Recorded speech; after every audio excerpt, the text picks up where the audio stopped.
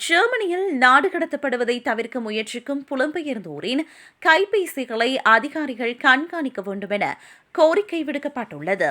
ஹெஸே மாகாணத்தின் உள்துறை அமைச்சர் ரோமன் போசெக் இந்த கோரிக்கையை விடுத்துள்ளார். அவர்களை கண்டுபிடிக்க முடியாததால் பல நாடு கடத்தும் முயற்சிகள் தோல்வியடைவதாக அவர் தெரிவித்துள்ளார். மேலும் கைபேசிகளை கண்காணிப்பதன் மூலம் இவர்களை கண்டுபிடிக்க வாய்ப்பு இருப்பதாக அவர் நம்புகிறார். இந்நிலையில் ஹாம்பர்கில் நடைபெறவுள்ள ஜெர்மனியின் உள்துறை அமைச்சர்கள் கூட்டத்தில் இந்த முன்மொழிவை முன்வைக்க ரோமன் பாசெக் திட்டமிட்டுள்ளார். இதேவேளை குறிப்பிட்ட நிபந்தனைகளின் கீழ் கைபேசிகளை கண்காணிக்க சட்டப்பூர்வ அனுமதி பெறுமாறு போலீசார் மற்றும் குடிவரவு அதிகாரிகளிடம் கோரி ஹெஸே மாகாணம் ஏற்கனவே ஒரு அதிகாரப்பூர்வ தீர்மானத்தை சமர்ப்பித்துள்ளது. இவ்வாறு இருக்க ஹெஸே மாகாணத்தில் மட்டும் தற்போது 13,000க்கும் மேற்பட்டோர் ஜெர்மனியை விட்டு வெளியேற வேண்டிய கட்டாயத்தில் இருப்பதாக ரோமன் போசெக் தெரிவித்துள்ளார். இதேவேளை நாடு கடத்தும் நடவடிக்கையை ஆரம்பிக்க முன்னர் சில புலம்பெயர்ந்தோர் முகாம்களிலிருந்து காணாமல் போவதாக கூறப்படுகிறது.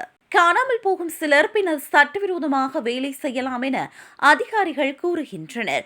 மேலும் சிலர் பொதுமக்களின் பாதுகாப்புக்கு அச்சுறுத்தலாக மாறலாம் எனவும் அவர்கள் தெரிவிக்கின்றனர்.